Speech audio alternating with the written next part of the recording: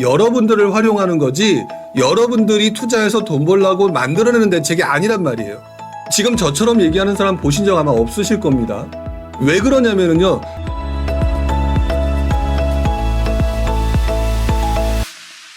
얘기했던 공급 대책만 가지고 얘기하기에는 너무 시간이 촉박했고, 그리고 또 그 내용이 사실상 어떤 결과, 당시 나왔던 공급 대책이나 그랬으니까 이렇게 될 거다라고 얘기하는 그 근거에는 여러 가지 과거에 있는 역사적 사실과 그때 이런 시장 환경이 있었다라는 내용들이 아마 포함되어 있었다고 볼 수가 있을 거예요. 그런데 그런 내용에 대해서는 정확히 모르는 상태에서 여러분들한테 그랬으니까 이렇게 될 거야 라고 얘기하게 되면 누군가는 믿을 수 있겠지만 또 한편으로 또 다른 어떤 분들이 볼 때는 그게 예전엔 그랬는데 지금 그럴 수 있겠어? 라는 생각을 하실 수도 있다라는 생각을 합니다. 자, 그래서 오늘 이 시간에는 여러분들과 함께 그 공급 대책과 관련된 얘기를 잠깐도 한번 해보려고 하고요. 그 공급 대책과 관련돼서 굉장히 많은 얘기들이 오고 갔는데 여기에 또 어저께죠. 두 가지 기사를 봤습니다. 첫 번째 기사가 원희룡 장관이 수요 진작 정책은 펼치지 않겠다 라고 하는 내용이 나왔던 거를 제가 어제 기사에서 봤고요. 특례보금자리, 그 다음에 만기 50년 상환 관련된 대출 이런 것들을 줄이겠다 또는 중단하겠다 이런 내용들이 나왔었죠. 자, 그런 부분들이 나왔는데 여러분들 기억하시겠지만 분명히 대출 규제와 관련된 부분이 나올 가능성이 높다라는 것들은 지난번부터 계속 언급을 했었을 겁니다.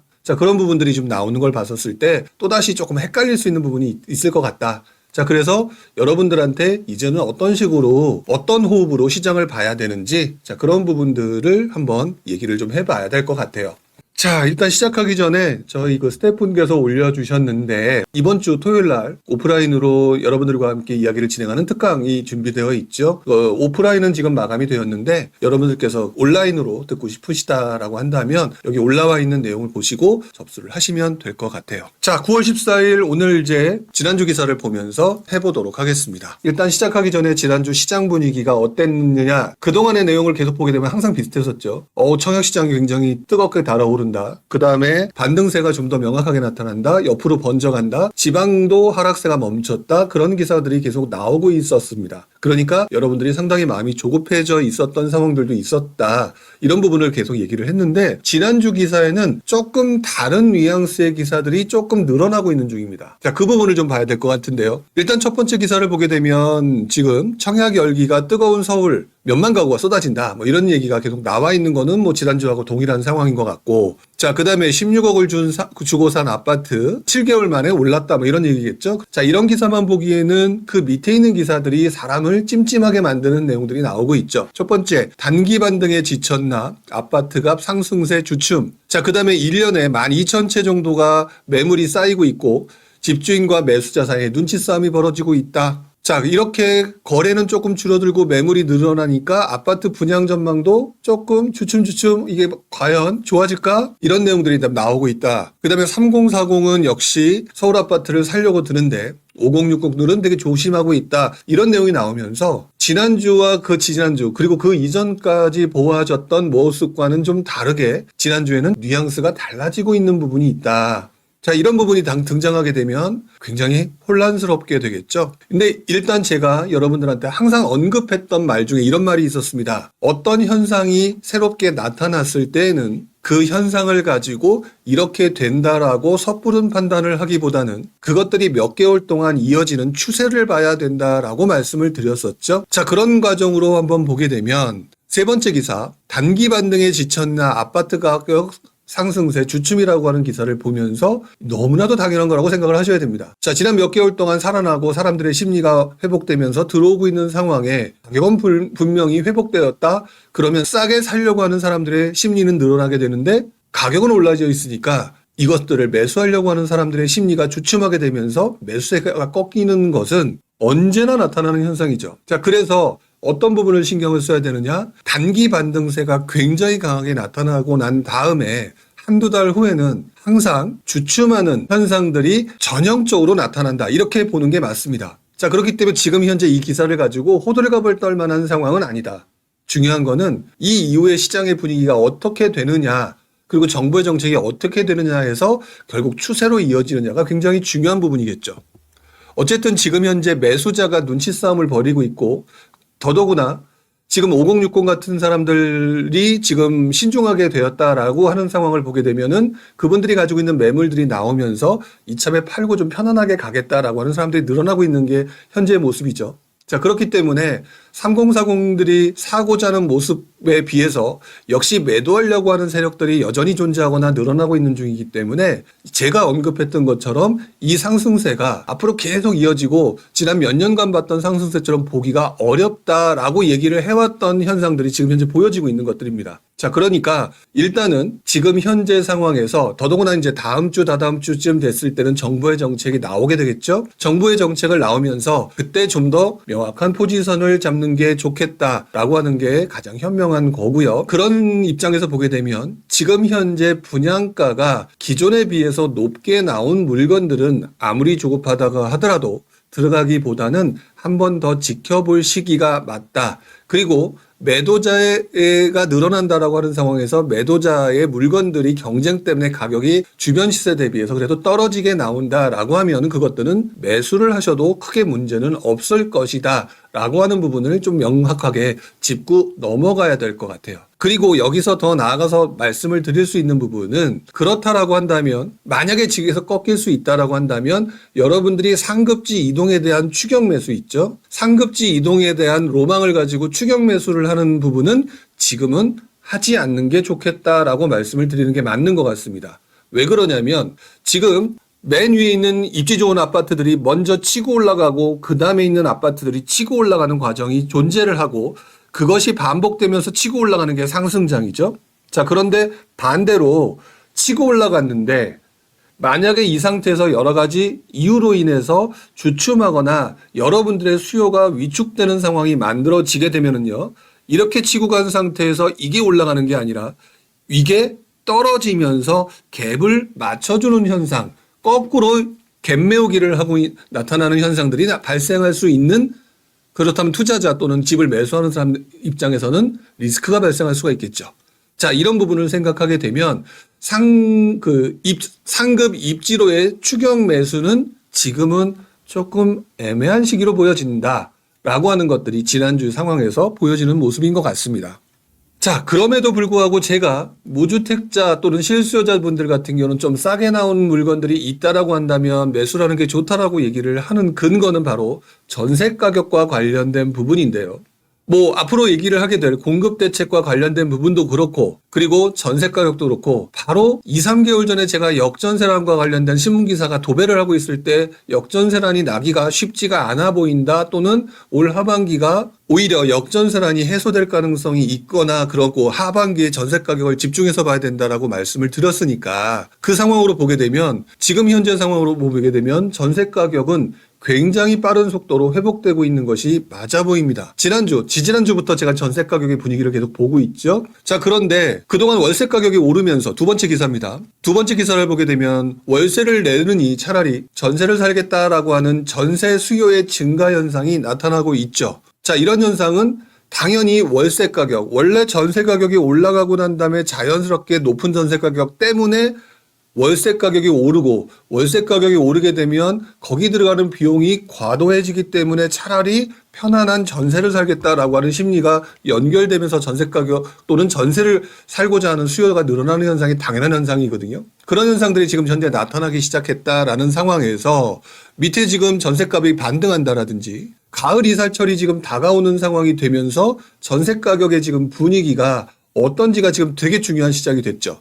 실제로 맨 위 기사를 보게 되면 지금 현재 전세, 서울 아파트 같은 경우는 전세 가격 상승세가 15주 정도 됐다라는 내용이 나오고 있죠. 이게 부동산론이든 KB시세든 간에 중요한 거는 추세로 무언가 현상이 나타나고 있다는 모습이니까 자연스럽게 전세 가격이 회복되고 있는 것은 지금 현재 추세로 나타나고 있다는 것을 볼 수가 있는 겁니다. 자, 맨 밑에 보게 되면은요. 지방 전세 가격 역시 1년 4개월 만에 플러스로 전환했다라는 내용도 나오죠. 지금 보고 있는 이 모습들이 시장 자체는 서울과 수도권은 괜찮은 모습, 지방은 여전히 좋지 않은 모습임에도 불구하고 전세 가격은 오히려 동조화 현상들이 나타나고 있다는 거죠. 이 동조화 현상이 나타나고 있는 이 상황에서 보게 될 때는 앞으로 여러분들이 투자 또는 그 밖에 여러 가지 기회를 부동산 시장에서 노리려고 했을 때 자연스럽게 전세 가격이라고 하는 부분이 무언가 포인트가 될 가능성이 높아진다라는 얘기고요. 여기에 정부가 부동산 대책을 만들어내겠다. 그중에서도 대놓고 공급 대책이다라고 하는 내용을 생각을 해봤을 때는 자연스럽게 이것들이 전세 가격, 공급 대책, 전세 가격 이 부분이 맞물려서 무엇이 일어난다라는 현상들을 생각을 해야 된다는 겁니다. 제가 이번 주에 진행되는 특강이라고 하는 부분도 어떻게 보면은 이 공급과 전세 가격을 다시 생각해보는 원론적인 시장으로 돌아가는 시장을 염두에 두고 준비를 한 내용이기 때문에 그 부분에 대해서 이제부터는 신경을 써야 되는데 지금 몇 주간에 걸쳐서 오히려 역전세란 아마 이제 9월이 접어들었죠. 추석이 전후로 해서 여러분들이 살고 있는 지역에서 전세 매물이 어떻게 바뀌어 나가고 그다음에 부동산에 임장을 간다든지 했을 때 상황이 어떻게 변화가 되는지는 한번 지켜봐야 될 것 같습니다.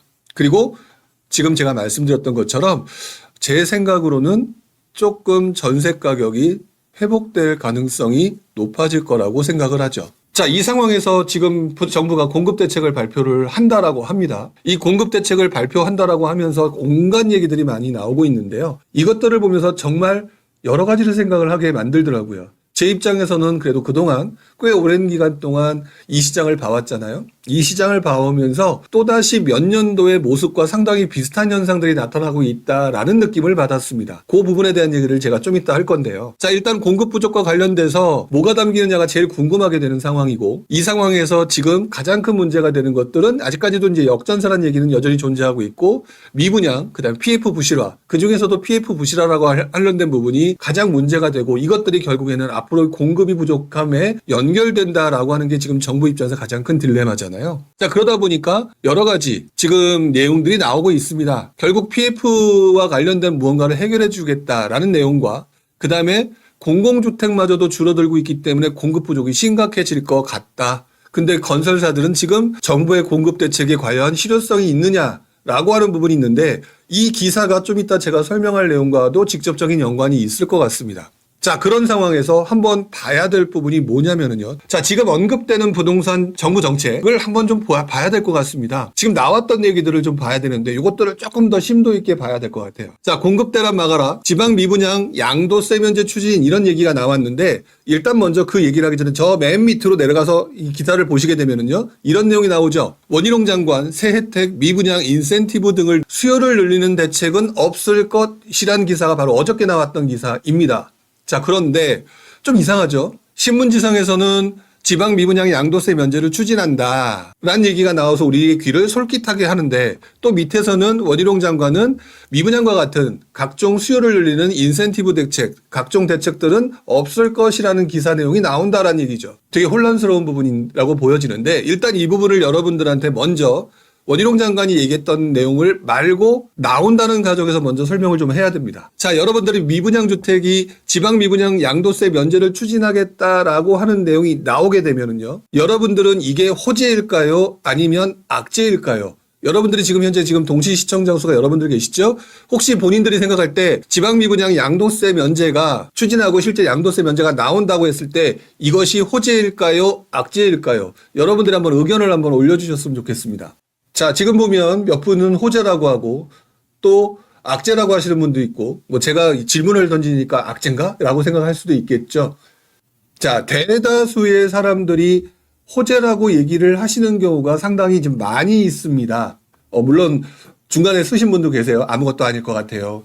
어떤 분이 이렇게 계셨는데 누구한테요? 여러분들한테를 말하는 거, 투자자인 여러분들한테를 말하는 거죠. 자, 부동산 투자가 어려운 부분 내 하나가 바로 이런 부분, 이 부분이기 때문에 그렇습니다. 가장 중요한 부분은요. 지금 현재 지방 미분양 주택에 대해서 양도세 면제를 추진하는 상황이 제가 볼 때는 지금 현재 상황에서는 악재입니다. 되게 당혹스러우실 수 있을 거라는 생각이 들어요. 자, 왜 그러냐면, 자, 미분양이 엄청나게 많이 나와오고 침체장이 오래됐을 때는 더 이상 나올 미분양이 없습니다. 그렇기 때문에 이때 나오는 양도세 면제라든지 100% 감면, 무슨 감면 이런 현상들이 굉장히 올라가게 돼 미분양이 늘어나기보다는 오히려 줄어들어가게 되고요. 그동안 가격들이 떨어지면서 안정화됐던 상황이기 때문에 오를 일만 남는 경우가 상당히 많아요. 자, 그런데 지금은 솔직하게 말하면 시장이 꺾인 지 1년 정도밖에 되지 않았던 실제로 침체장에 빠졌다라고 한다면 거의 초기 상태입니다. 자, 이래서 만약 지방 미분양의 양도세 면제를 추진한다는 얘기는요. 이게 상승장의 투자 기술에서 호재처럼 다가오는 것들은 똑같은 현상인데 문제는 시장 상황 때문에 이게 악재가 될 가능성이 만들어진다는 거예요. 자, 왜 그러느냐? 여러분들 건설사 입장에서 생각을 해보게 되면요. 건설사들은요. 그동안 지방이든 서울이든 잘 되기 때문에 물량들을 많이 만들고 인허가들을 잔뜩 받았을 겁니다. 잔뜩 받았기 때문에 앞으로 착공 물량이 많이 남아있는 상황이에요. 이게 초기이기 때문에 나타나는 현상이죠. 자, 그런데 이 초기에 이런 것들을 해결해주게 되면은요. 해결해주고 여러분들의 수요를 늘게 되면은 그동안 착공하지 못하고 지금 계속 숨겨두고 못했던 분양 물량들이 급격하게 늘어나게 됩니다.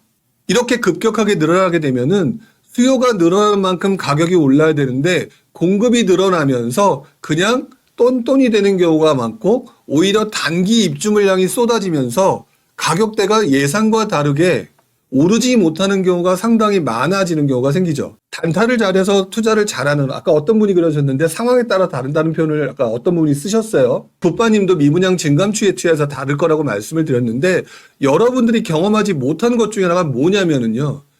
양도세 면제를 추진하는데 그 시점이 초기라면 혹시라도 침체장 초기라면 갑자기 침체가 됨으로써 착공하지 않은 물량들이 이때를 기회로 나온다 해서 쏟아지는 물량들이 생긴다라고 하는 전제를 전혀 하고 계시지 못해요. 그렇기 때문에 이 양도세 면제라고 하는 대책은요, 여러분들 투자의 호재가 되는 게 아니라 정말로 공급을 안정화시키기 위한 지금 지방에서 힘들게 죽어 나자빠지는 건설사들을 살리기 위한 대책으로 여러분들을 활용하는 거지 여러분들이 투자해서 돈 벌라고 만들어내는 대책이 아니란 말이에요. 지금 저처럼 얘기하는 사람 보신 적 아마 없으실 겁니다. 왜 그러냐면요. 제가 2010년대 초반에 똑같은 것을 여러분들처럼 생각했다 제가 실수했어요. 제 실수의 경험담이기도 합니다. 나중에 돌아놓고 보니까 이거는 철저한 건설사를 살리기 위한 공급 대책이었지 여러분들을 위한 투자책이 아니었다라는 거죠. 이해가 되시나요? 그렇기 때문에 여러분들이 미분양을 투자를 하겠다라고 얘기하게 되면 미분양 풀렸으니까 미분양 많은 데 가서 싸게 사겠다가 아니라 그쪽에 착공 물량이 많으냐 적느냐가 되게 중요하단 말이에요. 이런 부분들을 알고 접근을 해야 되는데 그런 것들을 안 하고 그냥 막 얘기해버리게 되면 누군가는 또 죽어 나자빠지는 현상이 되는데 투자자가 죽어 나자빠진다고요. 자, 그렇기 때문에 맨 밑에 있는 미분양 인센티브를 늘리는 수요 대책은 없을 것이라고 얘기하는 부분은요. 그것들로 인해서 투자자들이 막 움직이고 그걸 또 인해서 많은 사람들이 불만을 갖겠죠. 투자자가 아닌 사람들이. 그런 사람들한테 립서비스일 수 있고 실제로 미분양 관련돼서 대책이 나온다 하더라도 그 대책은 공급 활성화에서 건설사들을 살려주기 위한 대책으로 접근하는 것이지 그 이상으로 접어들게 되면 바로 또 거꾸로 역으로 규제가 나올 수도 있다라는 것도 생각을 해봐야 된다. 실제로 제가 그래서 2010년도, 11년도, 12년도에 정확한 연도는 기억 안 나지만 양도세 감면 대책이 나왔을 때 제가 실제로 연습 삼아 들어갔다가 물렸습니다. 왜? 생각보다 건설사들은 살아나는데 시장은 안 살아나더라고요. 그렇기 때문에 그럴 가능성이 있다는 걸 기억하셔야 됩니다. 자, 그 부분을 다시 한번 언급을 해드리는 거고요. 이것들은 제가 볼 때는 제 나름대로의 경험이기 때문에 틀릴 수도 있겠죠. 하지만 여러분들보다 시장 그리고 정부가 훨씬 더 똑똑하다는 사실을 기억하셔야 됩니다. 그래서 지방에 들어가는 거 언제든지 좋다고 생각해요. 그러나 이런 부분들을 알면 그런 대상이 아닌 곳들을 찾으려고 노력하시겠죠? 그런 식으로 조금 접근을 하셨으면 좋다. 자, 그리고 밑에 원희룡 장관 중소형 오피스텔 추가 규제 완화 검토라고 했는데 밑에는 수요 늘리는 대책이 없다라고 얘기를 했단 말이에요. 그렇죠? 그러니까 이것들을 말 그대로 고지고대로 받아들이면 안 돼요. 안 되고 뭘 생각해야 되느냐? 중소형 오피스텔 추가 규제 완화 검토. 왜 도대체 중소형 오피스텔을 추가 규제를 완화를 하려고 하느냐? 투자자들은요, 당연히 그렇게 되니까 오피스텔에 투자하면 되겠지라고 생각을 하죠. 그리고 제가 그 얘기도 지난번에 살짝 언급을 했습니다. 자, 그런데 잘 생각해 보면 밑에 오피스텔 주택수 제외되나? 그러면 저희한테 땡큐겠죠. 그러니까 자꾸 고민하는 거예요. 이런 것들을 가지고 생각을 해보게 되면 오피스텔 투자라고 하는 부분이, 근데 문제는 대체제란 말이에요. 이게 주력재가, 아파트인 주력재가 아니라 대체제이기 때문에 이것들을 가지고 투자를 할 때 빠져나오는 타이밍을 잡기가 되게 어려운 투자가 될 수가 있겠죠. 그리고 이렇게 투자자가 늘어나게 되면 여러분들 입장에서는 투자 수요가 되게 늘어나게 되니까 되게 좋아지는 상황이 될 수 있다라고 생각할 수 있어요. 자, 그런데 이것도 또 한 번으로 또 옛날 얘기를 해보게 되면은요. 옛날 얘기하게 되면 철저하게 건설사를 위한 대책일 수도 있어요. 단지 여러분들 이걸 이용하는 것 뿐인데, 자, 보겠습니다. 지금 현재 오피스텔을 잘 생각해 보시게 되면 아파트가 상승하고 난 다음에 오피스텔이 상승을 했죠. 그리고 난 다음에 시장이 떨어지니까, 가격이 떨어지니까 원래 관심 인도가 높았던 주력재고가 가고 지금 현재 오피스텔 분양 시장이 완전히 무너진 상황이라고 봐야 될 겁니다. 즉 아파트로 돈 벌었던 건설사들이 오피스텔로 무너질 수밖에 없는 상황이 만들어졌죠. 근데 오피스텔을 그냥 내버려 두면 아파트를 짓는 애들이 사라져버리는 거거든요. 결국에는 이 아파트를 짓는 애를 살리기 위해서는 오피스텔을 짓는 애들의 지금 힘든 것들을 해결해 줘야 될 필요가 좀 존재를 하는 것이죠. 그렇기 때문에 오피스텔 자체를 투자로 접근하는 것까지는 좋은데 가장 중요한 거는 뭐냐면, 지난 장에도 그랬고요. 이번 장에도 그랬고, 오피스텔을 살려줌으로 인해서 우리는 투자처로서 활용하게 되겠지만 지금 현재 무너지는 연계고리 중에 하나의 오피스텔 부분을 다시 한번 활성화시킴으로 인해서 다시 한번 건설사들을 또 살려주려고 하는 그런 부분이 여전히 또 존재하고 있다는 부분을 생각을 해야 돼요. 그래서 지방 미분양에 대한 양도세 면제가 호재다, 중소형 오피스텔 규제 완화가 됨으로써 혹시 그것들에서 호재다라고 하더라도 이것들의 투자가 집중하고 몰빵해야 되는 투자 대상이 아니라는 것들을 기억하셔야 됩니다. 특히나 오피스텔 같은 경우는 주력재로 넘어갈 수 있는 수요가 급격히 바뀌기 때문에 이 부분을 좀 생각을 해봐야 될 것 같아요. 어쨌든 제가 볼 때는 빠른 시일 내에 공급을 늘릴 수 있는 측면에서도 오피스텔이 굉장히 중요하고요.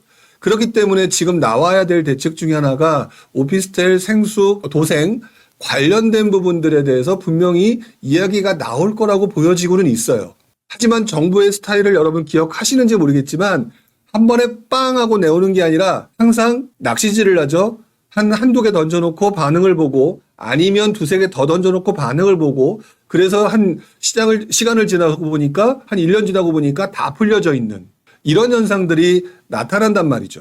자, 그렇기 때문에 그런 부분들을 생각을 해보게 되면은 여러분들이 이번에 나오는 정부 대책이 단기적으로 접근해야 되는 투자 대책, 여러분들 상승장에 호재 나오면 바로 풍선 효과가 나타났었죠.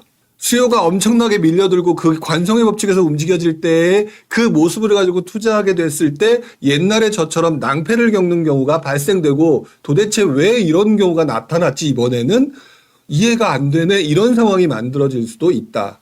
자, 그래서 어떤 대책이 나올지는 정확히 모르겠습니다만 현재로서는 여러분들이 봤을 때 이거는 호재다라고 얘기를 할 만한 착각의 가능성이 있는 대책을 제일 뒤쪽으로 미루고요. 일단 먼저 PF와 같은 뭔가 해결해 주겠다는 대책이 먼저 나올 가능성이 제일 높죠.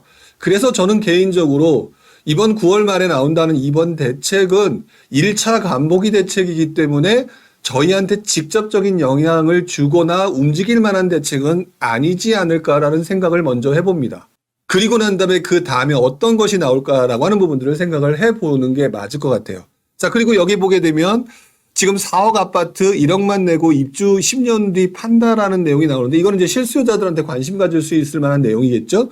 일단 요번에 나온 게 지분정리편 뭐 이렇게 표현을 하더라고요. 그렇게 하는 것 같은데 이게 옛날에 나왔던 토지 임대부 주택과 거의 비슷한 개념인 것 같아요. 그리고 이 내용이 저는 5년 동안 의무적으로 거주를 해야 되고, 그 다음에 입주하고 난 다음부터 10년간은 다른 사람한테 전매가 불가능하다라는 것 때문에 되게 많이들 고민하실 거라는 생각을 하는데, 단 한 가지, 예전에 있었던 토지 임대부 주택은 LH한테 그렇게 팔아야 되는 거거든요. 그때 분양했던 금액에 1년 정기예금 그 이자 그것만큼 계산해가지고 돌려주는 거기 때문에 본인한테 이득이 하나도 없었어요.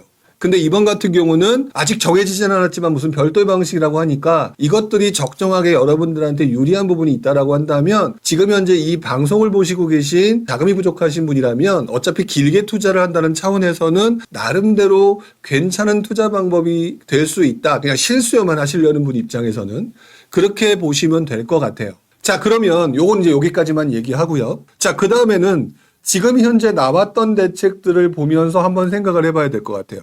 자, 요거를 한번 보여드리려고 합니다. 제가 좀 전에 시작을 할 때 이런 말씀을 드렸습니다. 예전에 나왔던 무엇과 비슷해 보인다. 얼마 전에 시장이 꺾이고 난 다음에 반등장이 나오는 시점 전후로 해서 제가 뭐라고 말씀드렸었냐면은 이상하게도 2009년 시장과 오버랩이 된다라는 얘기를 되게 많이 했었습니다. 자, 그런데 이번에 나온 대책을 보면서 무슨 생각을 하고 있냐면 2011년도 시장과 상당히 비슷하다 라는 생각을 하게 됐는데요. 2011년도 시장에 나왔던 대책들을 지금 여기 보여진 거와 뒷장을 함께 보여드릴 건데 여기 보게 되면 이런 내용이 나옵니다. 2011년도에 전월세 안정화 대책이라고 하는 메인 타이틀이 붙어 있죠. 전월세 안정화, 즉 무슨 말이냐, 당시에도 공급이 부족했고요. 사람들이 집을 사지 않으려고 하는 상황이면서 전월세 가격이 급등하는 모습들이 보여졌기 때문에 그 당시 정부의 방향성이 전월세 안정화 대책이었단 말이에요. 즉 전세 가격 상승과 월세 가격 상승, 그중에서도 가장 먼저 움직이는 전세 가격 상승에 대해서 사람들이 정부가 고민을 했다는 거고요. 그리고 그때 나왔던 대책이 113 대책, 그다음에 211 대책, 그다음에 818 대책, 그리고 뒤에 나오는 5.1 대책, 부동산 대책, 이 네 번의 부동산 대책이 나옵니다. 자, 그런데 이때 나왔던 대책을 보게 되면은요, 이때 여기 보게 되면 뭐 잘 안 보이실 수가 있는데 나중에 다시 한번 보세요. 보게 되면 오피스텔과 관련된 부분들에 대해서 건설 자금을 지원해서 빨리 지을 수 있도록 해준다라고 하면서 공급을 확대하는 쪽으로 분위기를 몰아가는 상황이 만들어집니다. 자, 이런 식으로 만들어지면서 그 세계 최초 주입자들 같은 경우도 이제 이것저것 많은 것들을 투입을 하고 이렇게 하면서 무언가 만들어주려고 하죠. 그리고 난 다음에 뒤에를 보시게 되면, 뒷장을 보게 되면 이게 5.1, 제가 뒤에서 나온다는 5.1 부동산 대책이거든요.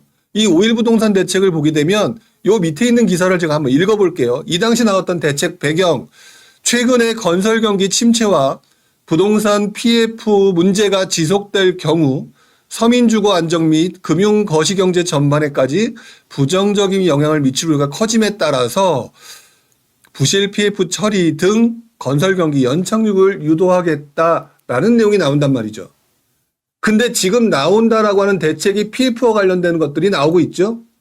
즉 무슨 말이냐, 지금 공급을 늘리겠다는 얘기는 공급이 늘어나지 않게 되면 부동산 가격이 오르는 게 중요한 게 아니라 전월세가 불안하게 될 가능성이 높아지고 이것 때문에 건설 경기를 살려서 건설사들이 자금이 돌게끔 해주겠다라고 하는 부분들이 2011년도 대책 나왔던 일목요연한 방향성과 상당히 지금이 유사하다는 거죠.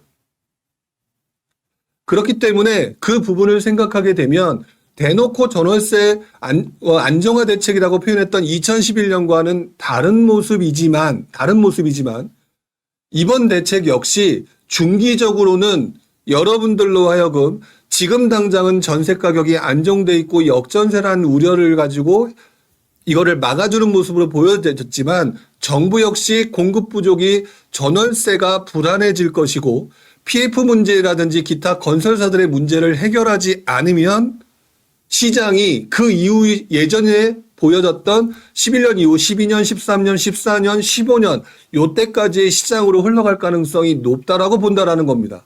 그리고 그때 무슨 일이 일어났었느냐? 여러분들이 잘 알고 계시는 전세 가격이 60, 70, 80%가 넘고 심지어는 90%까지 넘는 시장이 그때 도래하면서 흔히 말하는 갭투자 시장이 왔죠. 이것들을 아는 정부 입장에서는 이것들을 해결할 수 있는 대책으로 공급 대책을 만들어내려고 할 것이다. 그리고 그것들을 펼쳐나가기 위해서 지금 초반부터 아직 여러분들의 투자 심리가 꺾여 있지 않은 상태에서는 원희룡 장관이 수요 진작 정책은 펼치지 않겠습니다라고 하는 얘기를 해야만 하는 그런 상황이 만들어지는 것이 지금의 모습이라는 거죠. 자, 그리고 제가 지금 2011년도라고 얘기를 했지만 그 전해 2010년도를 보게 되면 이때 오피스텔과 관련된 대책이 또 나옵니다. 이때 2010년 4월 16일 4.16 대책이라고 표현하는데 이때 도심에 있는 소형주택 공급 활성화 대책이라고 얘기가 되면서 당시까지는 오피스텔 같은 경우는 규제를 했기 때문에 예전에는 오피스텔은 사무용이기 때문에 주거용으로 쓰지 못하게 하려고 욕실 설치를 못하게 했고요. 바닥 난방을 못하게 했어요. 그 부분을 슬그머니 풀어주기 시작을 합니다. 그 다음에 준주거라고 해서 주거용도 될 수 있고 사무용도 될 수 있는 것으로 옛날에는 다 못하게 했던 부분들을 슬그머니 풀어주는 대책이 2010년도부터 만들어졌죠. 그러므로 인해서 이때만 하더라도 사람들로 하여금 오피스텔이 투자처가 나중에 될 거라는 생각을 못했지만 2010년이니까 11년, 12년 시장 계속 안 좋았잖아요. 이런 상황에서 열려있는 구멍이 오피스텔이다라고 해서 사람들의 투자자들이 급증을 하기 시작했고요. 그러면서 건설사들 역시 잘 지을 수 없는 것보다는 아파트보다는 오피스텔이라도 짓는 게 맞지 않을까. 그리고 그 당시에 앞으로도 이제 새롭게 등장하는 전세 시장의 수요자들은 결국에는 2030 세대가 되겠죠. 2030 세대들이 들어오는데 전세 살 데가 없다라고 하는 부분이 전세난으로 만들게 될 테니까 당연히 오피스텔과 같은 것들을 먼저 풀면서 이들의 수요들을 받아들이는 정책으로 흘러가게 됐다는 거죠. 자, 그래서 지금 현재 과거에 2010년과 2011년도 그리고 2012년까지 이어지는 과정에서 나타났던 상황을 보게 되면 결국에는 앞으로의 방향성은 공급 부족에 따른 전세 가격 상승 또는 여기에 따른 매매 가격 불안과 관련된 시장 불안을 정부가 가장 걱정하고 있는 거다라고 보는 게 맞을 거고요. 그런 거에 대한 첫 번째 스타트로 이번 9월달 대책이 나올 건데 이 대책부터 여러분들한테 모든 패를 딱 보여줄 수는 없겠죠? 당연히 모든 패를 보여줄 수 없으니 하나씩 풀어나가면서 작년부터 올해 초까지 그랬던 것처럼 규제 지역을 조금씩 풀면서 올해 1월 달에 모든 지역을 거의 다 풀고 여러분들로 하여금 움직일 수 있는 상황을 만들었던 것처럼 공급 대책 역시 앞으로 쭉 계속해서 조금씩 풀면서 여러분들을 혼란시키게 만들 것이고요. 하지만 그것들을 이해하고 보는 사람 입장에서는 방향과 추세가 이렇게 가는구나 라고 해서 그것들을 먼저 깨달은 사람들은 그것에 맞는 투자처로 그때 생겨난 맞는 투자처가 되겠죠. 그때 움직임이 발생하게 될 거다. 이렇게 보는 게 지금 현재 정확한 모습이라고 생각을 합니다. 지금 어떤 곳에 가야 되느냐를 많은 분들이 물어보시지만 냉정하게 말하면 그거는 아니에요. 시장 자체가 혼란스러운 상황에서는 정부도 굉장히 영점을 조정을 해야 되는 상황이기 때문에 그런 부분들을 여러분들도 좀 함께 생각을 해볼 필요가 있겠다라는 생각을 좀 해봅니다.